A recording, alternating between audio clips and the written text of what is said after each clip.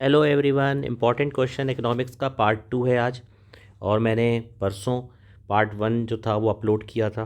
काफ़ी सारे बच्चों के कमेंट सेक्शन में कमेंट्स आए थे कि सर बाकी के इम्पॉर्टेंट भी प्रोवाइड कर दीजिए। तो बिल्कुल परेशान मत होइए, आपको सारे इकोनॉमिक्स के पूरे जितने भी चैप्टर हैं सबको इम्पॉर्टेंट क्वेश्चन दिए जाएंगे। लेकिन थोड़ा सा पेशेंस रखिए और कॉपी और पेन लेकर के आ जाइए और ये नोट कर लीजिए और 6 मार्क्स पक्के कर लीजिए। यूनिट है मनी एंड बैंकिंग। इसका वेटेज 6 मार्क्स का, लेकिन आपको मैं बड़ी इंपॉर्टेंट बात बताऊं कि लास्ट ईयर 6 मार्क्स की जगह पे 11 मार्क्स का दे दिया था। ये तो बहुत बड़ी वाली गड़बड़ी है एमपी बोर्ड की। तो ज़रा आप इस बात पे ध्यान दीजिएगा, जबकि इसका वेटेज 6 नंबर का है और लास्ट ईयर 11 नंबर का दे दिया था। चलिए उसको भी साइड कर देते हैं और शुरू करते हैं। इंपॉर्टेंट क्वेश्चन, बच्चे बार बार थ्योरी क्वेश्चन की बात करते हैं, इसलिए पहले मैं आपको थ्योरी क्वेश्चन बता रहा हूँ, उसके बाद ऑब्जेक्टिव। देखिए मनी एंड बैंकिंग में किस तरह से आ सकते हैं, दो ऑब्जेक्टिव क्वेश्चन आ सकते हैं। एक ऑब्जेक्टिव 1 नंबर के तो दो ऑब्जेक्टिव 2 नंबर के। एक लॉन्ग आंसर क्वेश्चन आ सकता है जो 4 मार्क्स का होता है, तो 4 मार्क्स हो गए। इस तरह से 6 मार्क्स। या ऐसा भी हो सकता है दो ऑब्जेक्टिव दे दे 2 नंबर के, दो शॉर्ट आंसर दे दे 2 × 2 4 नंबर के। या ऐसा भी हो सकता है कि आपको 3 ऑब्जेक्टिव क्वेश्चन दे दे इंटू 1 मार्क्स, यानी 3 मार्क्स हो गए। और 3 मार्क्स का क्वेश्चन इंटू 1, 3 मार्क्स। इस तरह से आपका 6 मार्क्स भी आ सकता है। तो सबसे पहले कॉपी पेन लेकर के भैया आ जाइए और ये नोट कर लीजिए कि 4 नंबर वाले क्वेश्चन कौन से आ सकते हैं। देखिए difference between commercial banks and central bank, ये बड़ा इंपॉर्टेंट है। इसका आंसर आप कॉपी में नोट करके याद करना। अगर मान लीजिए ये नहीं आया तो फिर प्राइमरी और सेकेंडरी फंक्शन ऑफ मनी, ये भी बड़ा इंपॉर्टेंट है। हो सकता है अगर सिर्फ ये आएगा तो फिर 2 नंबर का हो सकता है। लेकिन अगर फंक्शंस ऑफ मनी पूछ लिया तो फिर आपको दोनों के दो दो फंक्शन लिखने पड़ेंगे। ये बड़ा इंपॉर्टेंट है। Instrument of monetary policy of RBI, एक होता है क्वांटिटेटिव और एक होता है क्वालिटेटिव। ठीक है, ये बड़ा इंपॉर्टेंट क्वेश्चन है, इसको आप ज़रूर देख लेना। फंक्शंस ऑफ आरबीआई बड़ा इंपॉर्टेंट है, और फंक्शंस ऑफ कमर्शियल बैंक, ये 5 क्वेश्चंस है मनी एंड बैंकिंग के लॉन्ग आंसर वाले, ये आ सकते हैं एग्जाम में। और 2 नंबर के अगर आ गए तो फिर क्या होंगे, छोटे छोटे क्वेश्चन। देखिए डिफाइन मनी सप्लाई, ठीक है, define bank rate, what is meant by CRR, what is meant by SLR, state 2 components of money supply, what is meant by credit creation. ये बड़ा ही इंपॉर्टेंट है ना। तो ये 2 नंबर का क्वेश्चन है वैसे, तो ध्यान से इसको देख लेना। चलो अब अपन ऑब्जेक्टिव क्वेश्चन की बात करते हैं। ध्यान से सभी बच्चे कॉपी में नोट कर लें। Accepting deposit is a function of bank, primary function. बैंकों का प्राइमरी फंक्शन क्या है, accepting deposit. Reserve bank of India was nationalise, देखिए दो अलग अलग क्वेश्चन है। आरबीआई इस्टेब्लिश कब हुई थी और आरबीआई नेशनलाइज कब हुई, 1 जनवरी 1949 को। Cash reserve ratio is fixed by central bank यानी आरबीआई, तो इसमें आरबीआई भी लिख देना, सेंट्रल बैंक भी लिख देना ऑप्शन में। During inflation repo rate is increase, जब इन्फ्लेशन होता है तब रेपो रेट क्या किया जाता है, बढ़ा दिया जाता है।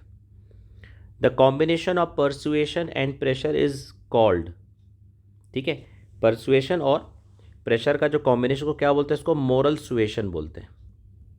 मोरल सुएशन, ध्यान रखेंगे। मोरल सुएशन एक क्वालिटेटिव इंस्ट्रूमेंट है आरबीआई का, ठीक है, ध्यान रखेंगे। When CRR falls, credit creation, देखिए सीआरआर अगर कम होगा, है ना, तो क्रेडिट क्रिएशन क्या होगा, बढ़ेगा। जितना ज़्यादा सीआरआर कम होगा क्रेडिट क्रिएशन उतना बढ़ेगा। तो जब सीआरआर फॉल करेगा तो क्रेडिट क्रिएशन क्या होगा, राइज करेगा।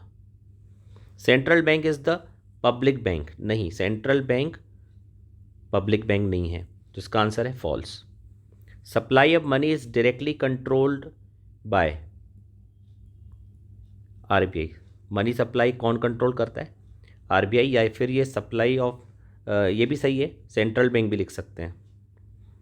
Money has not remove the inconvenience of the barter system, money जब आया तो उसने बार्टर सिस्टम को बल्कि रिमूव किया था इनकन्वीनियंस, इसमें बोल रहा है मनी हैज़ नॉट, तो इसका आंसर भी क्या है, false.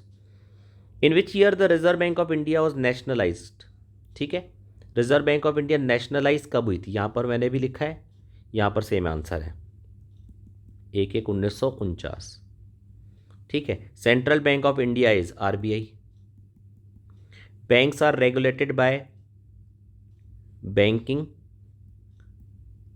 Regulated act 1949। Reserve bank of India was establish, देखिए ये 1935 में होता है। इस्टेब्लिश अलग है, नेशनलाइज्ड अलग है, ये ध्यान रखिएगा। फिर इसके बाद reserve bank of India is the last lender to the bank, true. Last lender to the bank ये एक फंक्शन भी है RBI का। Last lender to the commercial bank होना चाहिए था, जैसा बुक में दिया मैंने वैसे लिखा है। When was the world bank was establish 1944। M1 and M2 are known as narrow money. Bank rate is a dash method for controlling credit creation. Quantitative method for controlling credit creation. Credit multiplier equals to 1 upon क्या होता है, 1 upon LRR होता है। अब मैं आपको कुछ और इंपॉर्टेंट बातें बता देता हूँ, जैसे मनी मल्टीप्लायर, याद रखिएगा मनी मल्टीप्लायर या क्रेडिट मल्टीप्लायर। क्रेडिट मल्टीप्लायर का फॉर्मूला होता है 1/LRR, और एक होता है मनी क्रिएशन या क्रेडिट क्रिएशन। ठीक है, मनी क्रिएशन या क्रेडिट क्रिएशन।